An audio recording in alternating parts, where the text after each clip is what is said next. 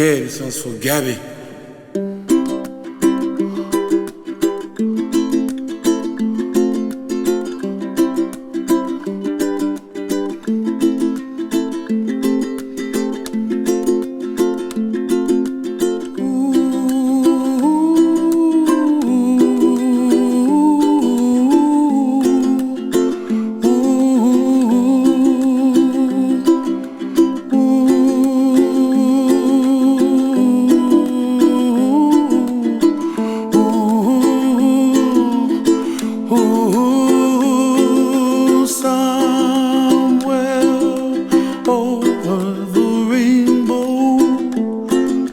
Way up high, and the dreams that you dream of once in a lullaby. Oh, somewhere over the rainbow, bluebirds fly.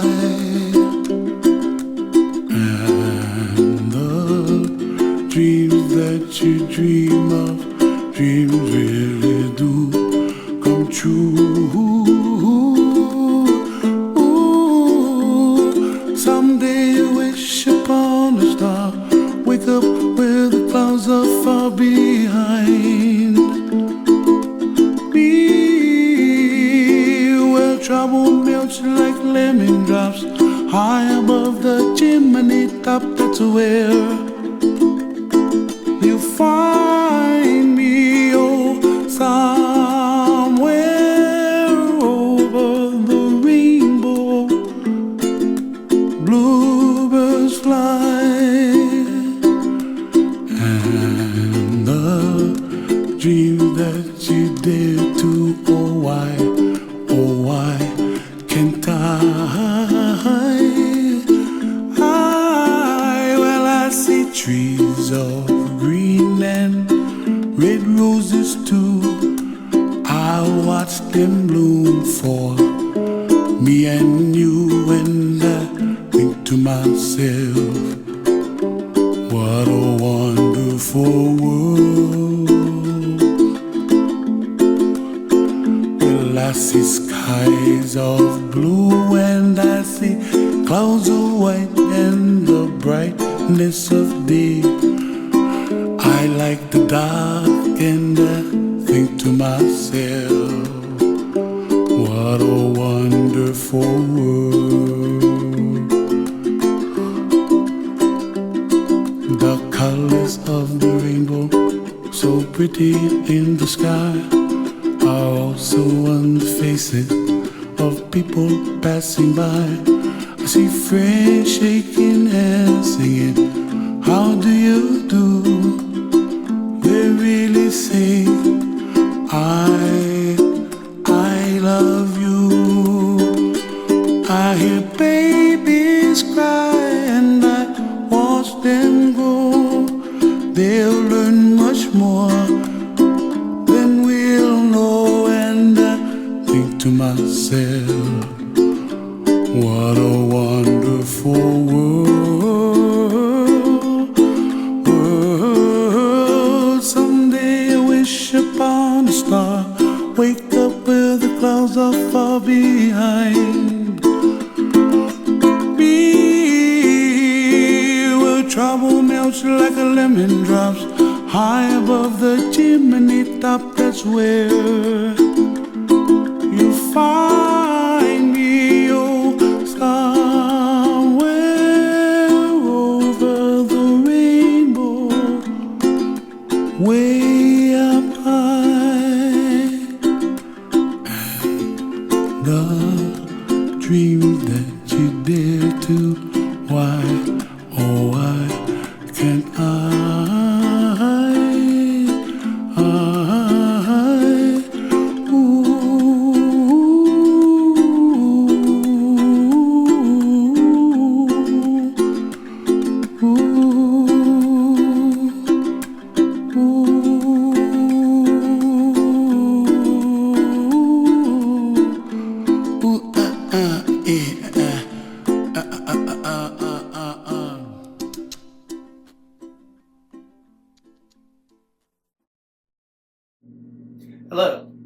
Welcome to the celebration of life for Suzie Allen.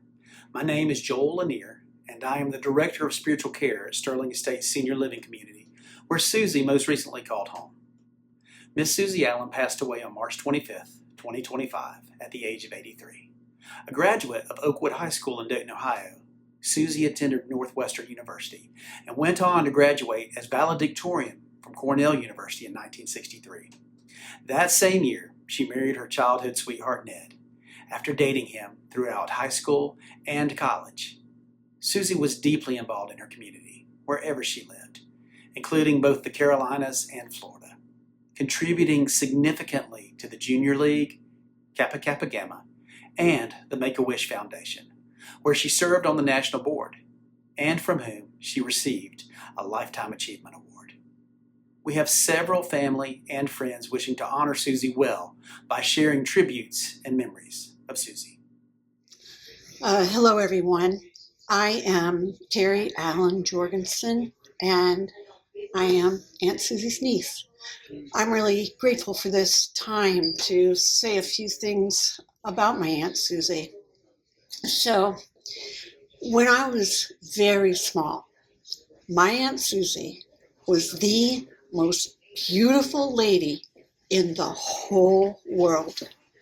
Now, of course, there was Sleeping Beauty and Snow White and various mermaids that I appreciated, but my Aunt Suzie was a real beautiful lady. And I can trace this feeling to a particular moment. I was the flower girl in my Aunt Suzie's wedding. And I say my Aunt Suzie's wedding.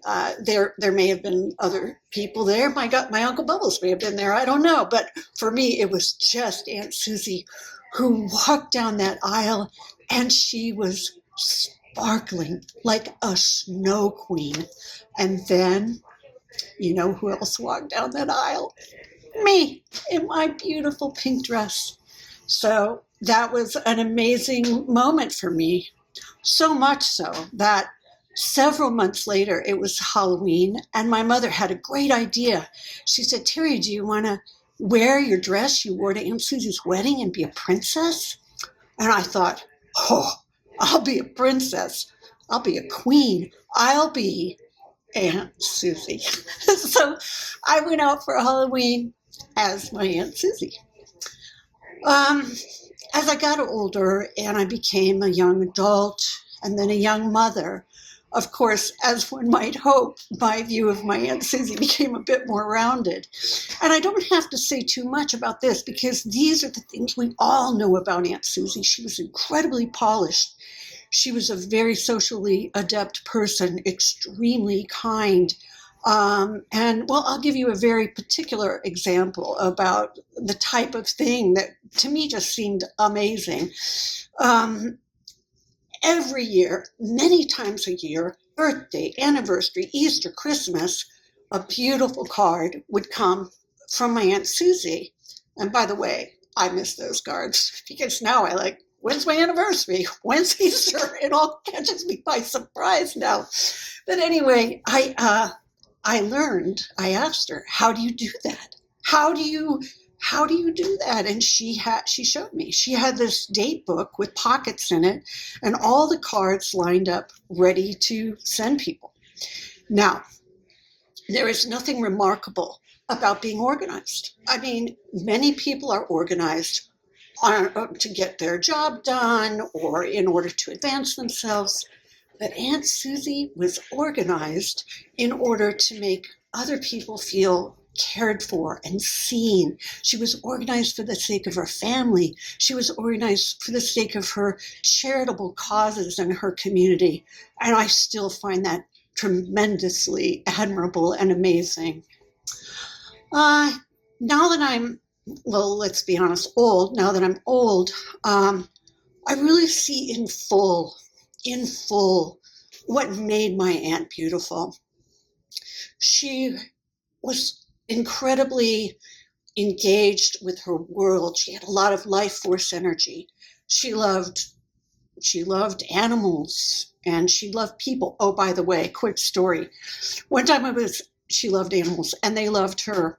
One time I was at a dolphin pool with my Aunt Suzie, and there are people all around trying to get the dolphins to pay attention to them. All those dolphins swam right up to my Aunt Suzie. You would have thought she had a pocket full of fish, but I assure you that she did not. They're just smart creatures. But she traveled all over the world, and she appreciated what she saw and the people she met.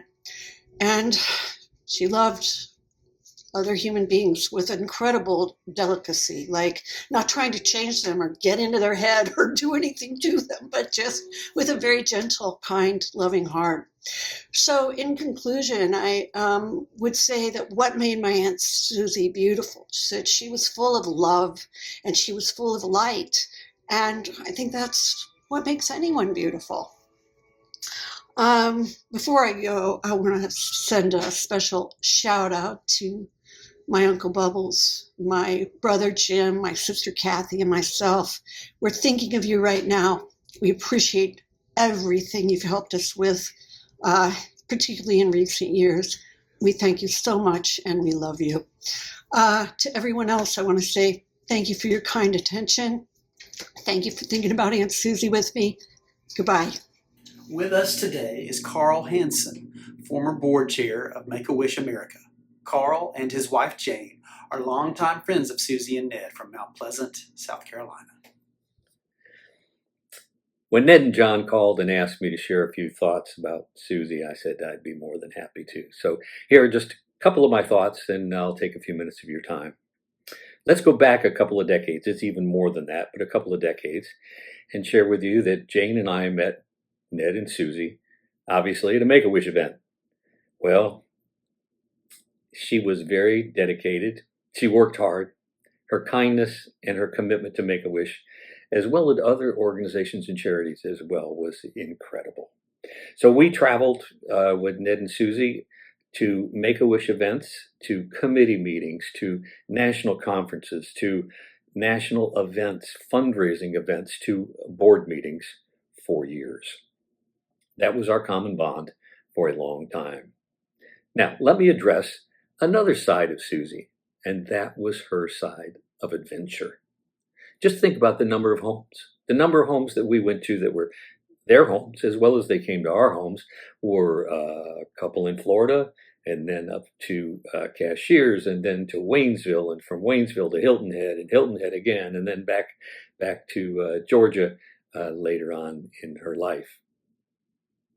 She also traveled around the world with Ned a couple of times, an incredible jet journey, and then the number of cruises they've been on, and then even a sailing trip, which I'll tell you about in just a minute. Now, we also had a number of RV trips together.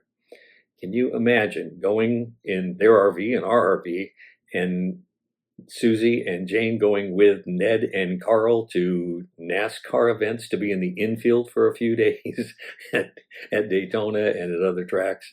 We did that numerous times. What a sport she was. So we even RV'd to the Indianapolis 500 all the way up to Indianapolis in tandem RVs. So we did a lot in the RVs as well as a lot in the homes as well. Now let's get to the sailing trip. Ned cooked up a sailing trip where he thought the four of us should go together to the Abacos. We would have one ship, probably a 36, 38 footer, I don't remember, catamaran for the four of us. Ned was the captain. Fortunately, he was a licensed captain. But we took off and we were 8 days on the boat, just the four of us. No chef, no cook, no captain, just out on the water. It was a fantastic trip.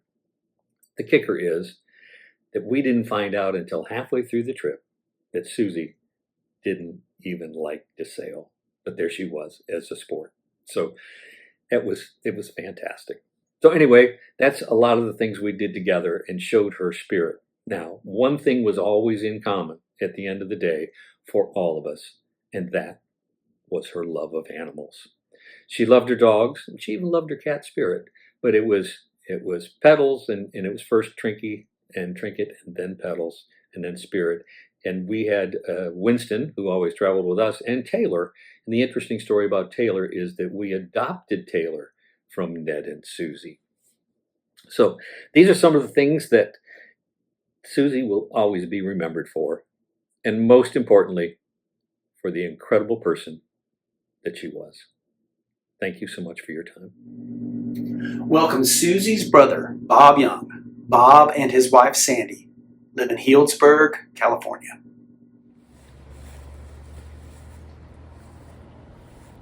Good morning. We come together today to celebrate Suzie Allen, a life of love, leadership, and giving.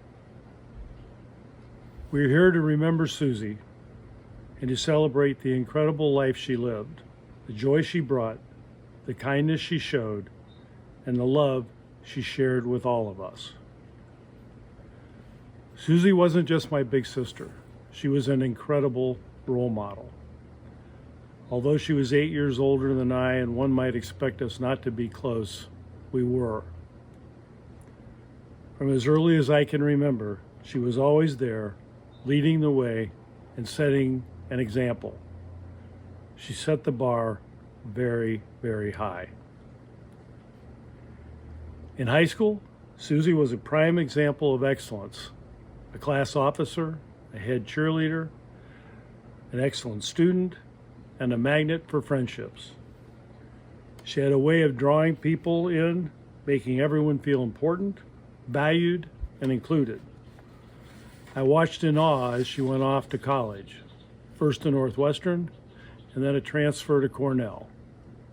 She told our parents that the transfer was to further advance her major.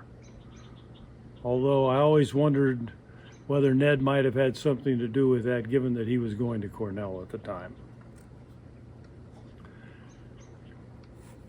And I don't know how many of you know, but from as long as I can remember, Suzie was always looking for and finding four-leaf clovers. She could sit in a grass field and find them inevitably every time. She always kept a four-leaf clover in her wallet for good luck. The irony was, Suzie didn't need a clover for good luck because she created her own good fortune by being who she was. She had this incredible ability to make everyone feel welcome, whether it was my friends and I crashing at her house in Fort Lauderdale during spring break, or her and Ned hosting Sandy and my rehearsal dinner at our wedding after my parents had passed. Suzie always stepped in, always showed up, and always made things special. When I moved to Fort Lauderdale and later Windermere, she and I found ourselves living near each other again, something that felt in many ways like life's way of keeping us close. Suzie opened her heart, her home, and her friendships to Sandy and I, making sure we always felt part of something bigger. Her world, her community, her unwavering support. But Suzie's impact extended far beyond our family. She didn't just talk about giving back, she did it. When she committed to something, she gave it her whole heart. She poured her energy into organizations like Kappa Kappa Gamma, Junior League, Give Kids the World, and most importantly, Make-A-Wish. Suzie's dedication wasn't about recognition. It was about making a difference. When she committed to something, there was no such thing as halfway. She didn't just support causes, she lived them. Suzie showed us all how to give selflessly, lead by example, and truly, truly change lives. Through it all, she remained steady, logical, practical, and always kind. Suzie didn't get rattled. She found solutions and got results. She had a way of bringing people together, making them feel seen, and ensuring that no one felt left out. Her legacy is one of love, of inclusion, and of unwavering generosity. While I will miss her more than words can say, I know her spirit lives on in the kindness she showed, the friendship she nurtured, and the difference she made in so many lives. So today, let's not mourn her loss, but celebrate the incredible gift of having known and loved Suzie Allen. She made the world a better place, and for that, we're all forever grateful.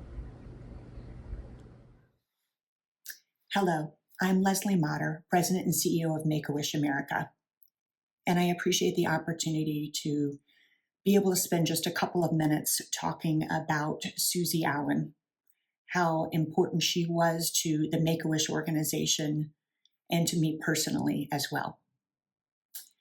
When I first joined Make-A-Wish 12 years ago, the very first week in this organization, I had the privilege of spending time with Ned and Suzie Allen, and my life would never be the same after that. It was amazing to be welcomed in by this power couple into the organization with warm embrace and just such a welcoming, kind spirit. Before I talk about Suzie, I have to spend just a couple of minutes on Ned and Suzie because the power couple they were. Their love was on display for everyone, and it's one of the things I most admired about Suzie and admire about Ned today. They were just amazing to see them interact. You could tell that they had been married since 1963 and had been sweethearts through high school and college because they were so much fun. Not only did they share passion for Make-A-Wish and for so many other things in their lives, including their family, but also for each other. And they were just fun to be around. I loved Ned joking and Suzie not so silently rolling her eyes at Ned in a playful manner. They were just so much fun. And they are absolutely relationship goals for so many of us out there. 62 years of wedded bliss. Amazing. Ned, we are sorry for your loss, and we are sorry for your family's loss.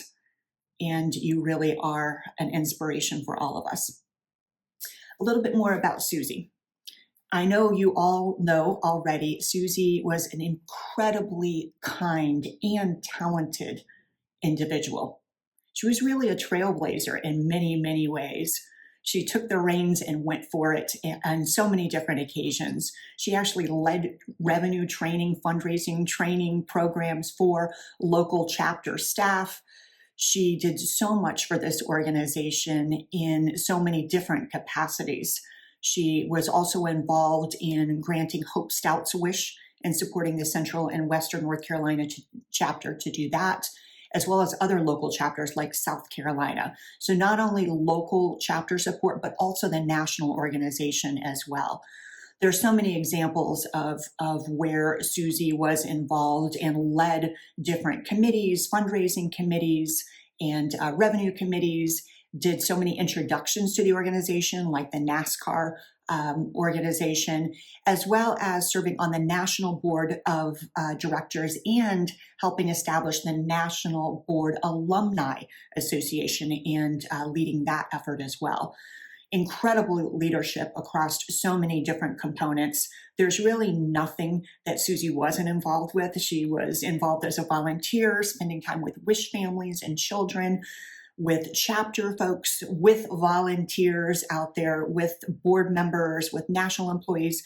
There was really no stone left unturned as far as her caring and her commitment and her leadership to Make-A-Wish. We will definitely miss Suzie. Ned in 2015 established the Suzie Allen Volunteer of the Year Award. And it is really one of our highest honors here at the Make-A-Wish Foundation.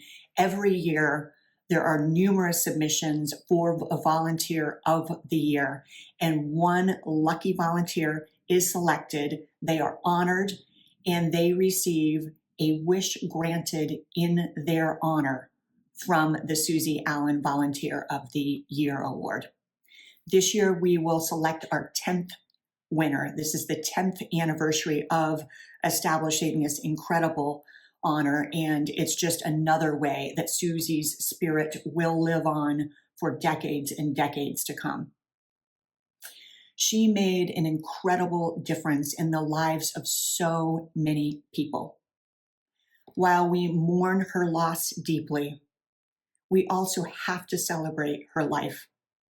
It was a life of service, a life of leadership, a life of love, and a life of kindness. Her spirit will live on through all of us and through the difference that she has made in so many lives. Thank you. Hey, my name is Meredith Andrews, and I am the director here at the Grand, which is our memory care at Sterling Estates of West Cobb. And I had the privilege of being able to be part of the team that took care of Suzie. One of my favorite things is Suzie loved to dance, absolutely loved to dance. And a lot of times it was just the two of us. We'd dance, or I'd walk out there in the dining room and she'd be dancing with one of the care partners. And it could just be the music on the stereo system above.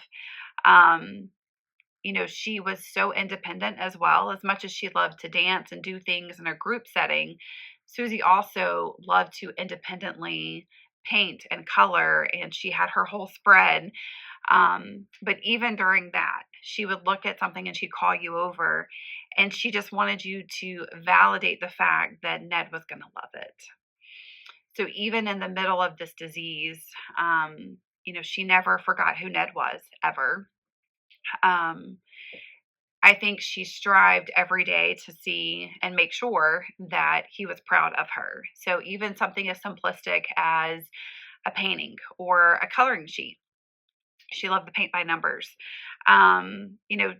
She would call you over and just say, "Do you think Ned will love it?" So we, of course, reassured her that he would love it, that he would love that shade of blue, or he would love that shade of red. And that really just kind of empowered her to still go on and be happy, and to strive to do things like that kept her mind going. You knew after sitting and talking with Suzie for just a minute how important family was to her. The way she would light up every time she would see Ned or Terry or John, it was awesome. Just to see her come alive every time they'd walk in the door. Her and Ned would crack me up every time. You could tell their bond, their relationship was very special. So for us, it was a pleasure and an honor to take care of her. And I will forever be grateful to Ned for trusting us with that responsibility. It is definitely not one that we take lightly. It is not one that we ever took for granted. But our Suzie Q lives on, and every dance party that we have here, she's in pictures all around the Grand. The Grand will never be the same without her here.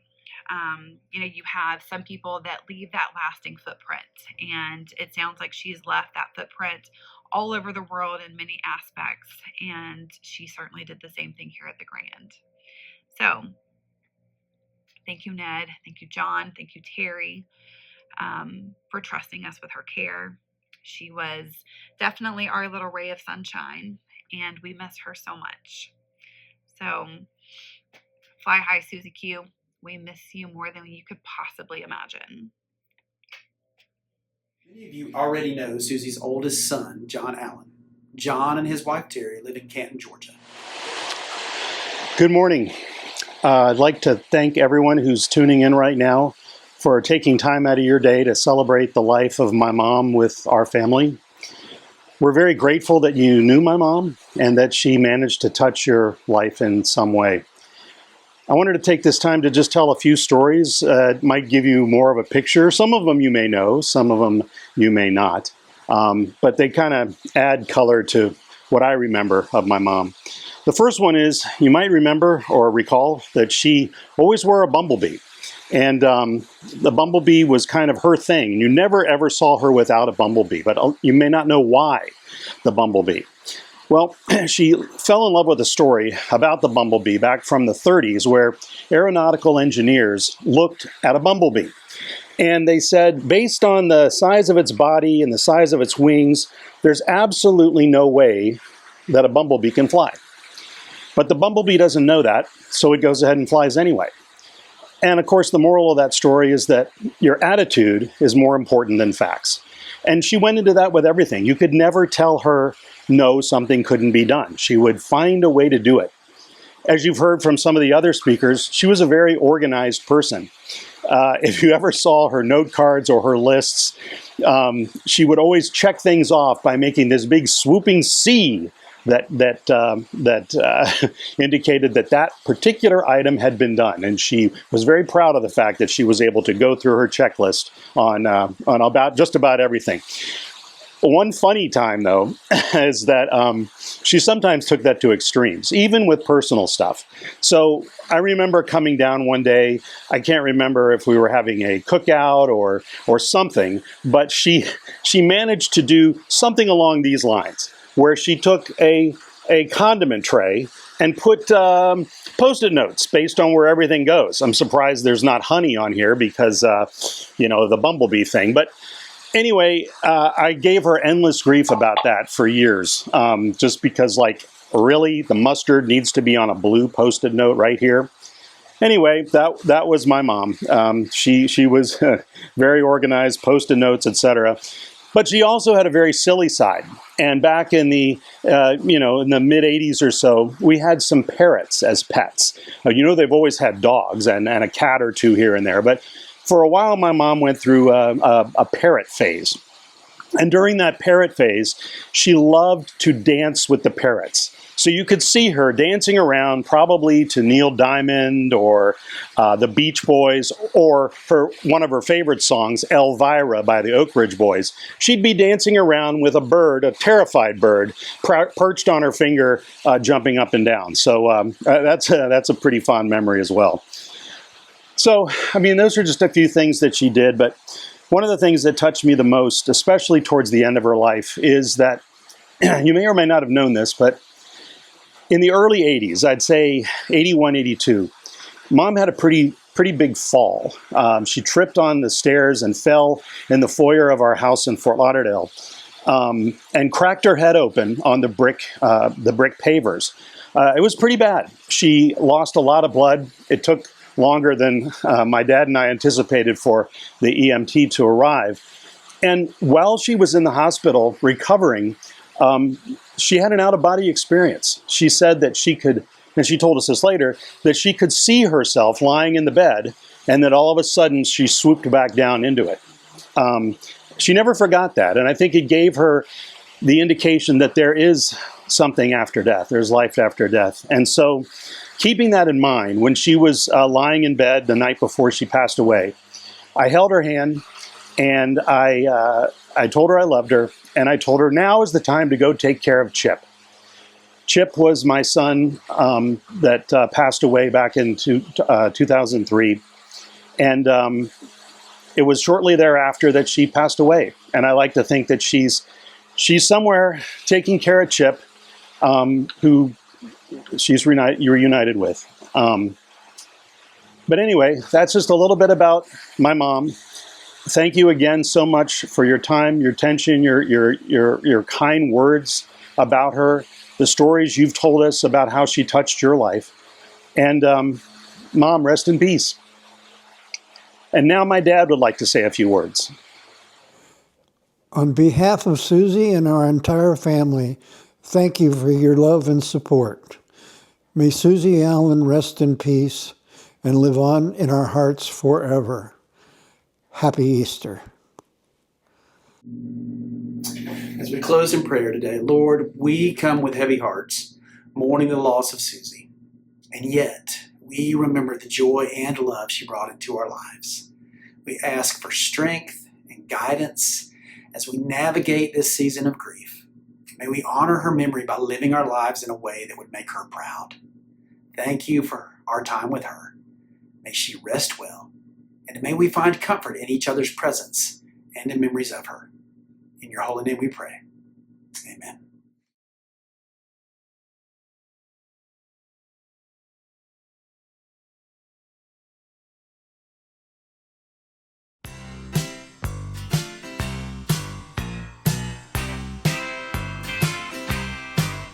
Elvira,